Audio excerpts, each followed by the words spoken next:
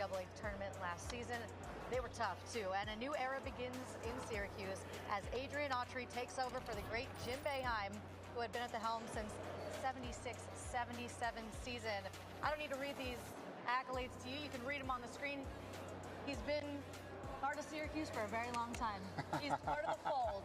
And you didn't want to add those numbers up? You didn't want to add those numbers up? No. I'm not doing math today. That is why I do TV. You guys, that is why I do TV. But he joins us now down here in the lobby of the hotel. Coach Red Autry, welcome to the set. First of all, this is your finale of the day, I believe? It is. They saved the best for last, I see, huh? We love that. We love that. I know you guys have a great relationship, but getting to do this for the first time, just as part of this new head coaching journey, what that's like? You know, it's really fun.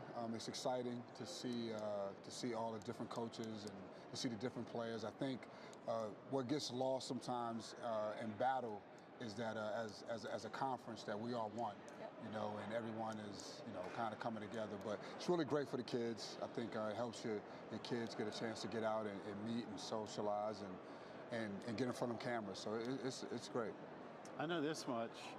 I don't know of a good basketball team that doesn't have a really good backcourt. And without even seeing the first practice or the first shot or the first whistle being blown, your backcourt's going to be special. You got to like what you see already, I'm sure. We got a really good backcourt. I love the dynamics that we have with those guys. They are gelling well. They play well together. They have a really good rapport. Sometimes those are always kind of, you don't know how that's going to happen, but so far, so good. So I'm excited for those guys. Everyone's got to coach in their own personality. Obviously, Coach Boeheim had his way of doing things. You know, I always tell people, you didn't miss any steps. You were a high school assistant coach, you were a video coordinator, you were an operations guy one year, you were an assistant coach. But now, in this new role, what is the DNA of an Adrian Autry team? You know, I think the one thing, competing, playing hard, playing together, and you know, don't play the score, but just play the game. You know, but I think the biggest thing is playing hard and playing together. I always tell our guys, you know, whether we win or lose, when we walk off that court, whoever's watched that game or watched us play, they say, hey, you guys got after it, and that's what it's all built on.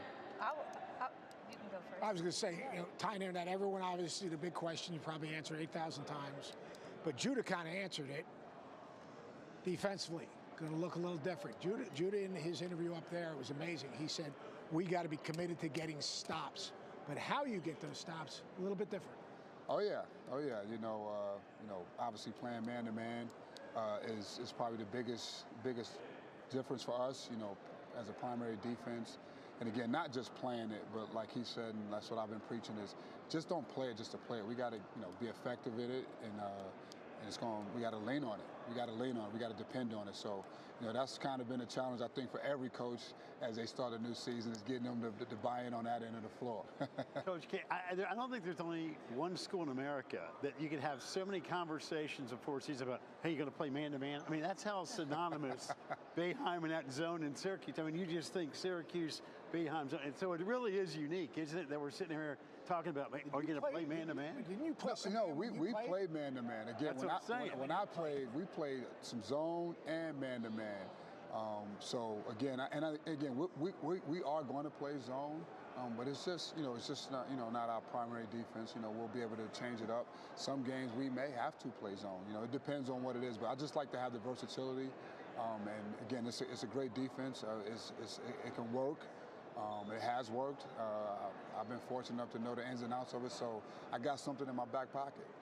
I do want to know what it was like, first of all, working for him.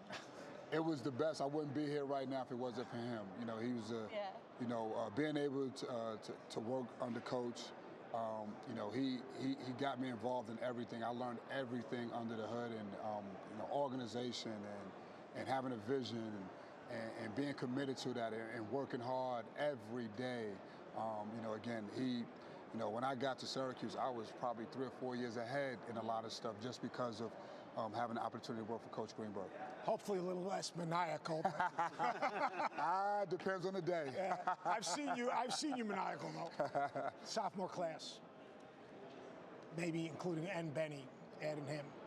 2 or 3 of those guys have to now take their game to another level? Anyone kind of separating themselves in that group?